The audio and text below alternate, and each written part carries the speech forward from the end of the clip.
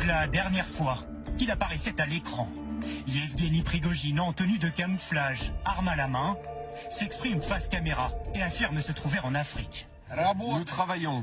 La température est supérieure à 52 degrés Celsius. Mais c'est comme ça que nous l'aimons. Le groupe Wagner mène des activités de reconnaissance et de recherche. Il s'agit de rendre la Russie encore plus grande sur tous les continents et l'Afrique encore plus libre. Le groupe Wagner a la tâche en Afrique. Des années que la milice tisse sa toile sur le continent. Wagner est implanté dans au moins 6 pays. La Libye, le Soudan, le Cameroun, le Burkina Faso, le Mali et la République centrafricaine. C'est d'ailleurs dans ce dernier qu'il s'affiche début juillet. Sur ces photos, quelques soldats posent fièrement. Les combattants du groupe Wagner ont évacué des citoyens chinois qui travaillaient dans une mine près de Dimbi, en République centrafricaine. Leur mission officielle, offrir des garanties sécuritaires. Mais leur action ne s'arrête pas là. Wagner propose aussi des formations, des conseils politiques et fournit des équipements militaires. Comme monnaie d'échange, le groupe armé tire profit des ressources locales. Des contrats juteux qui permettent à la milice de s'enrichir.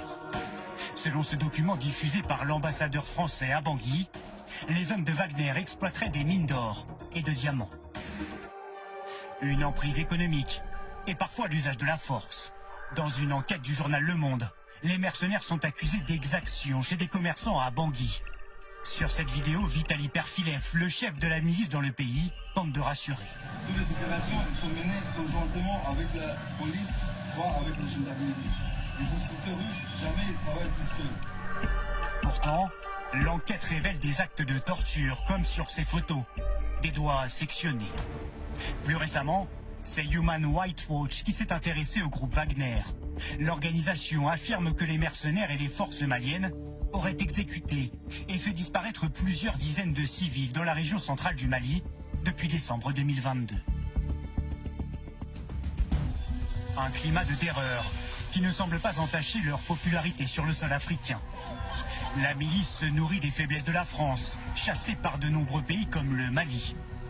Pour appuyer ce sentiment anti-français, Wagner use de sa propagande. Dans ce clip, des soldats français dépeints en zombies.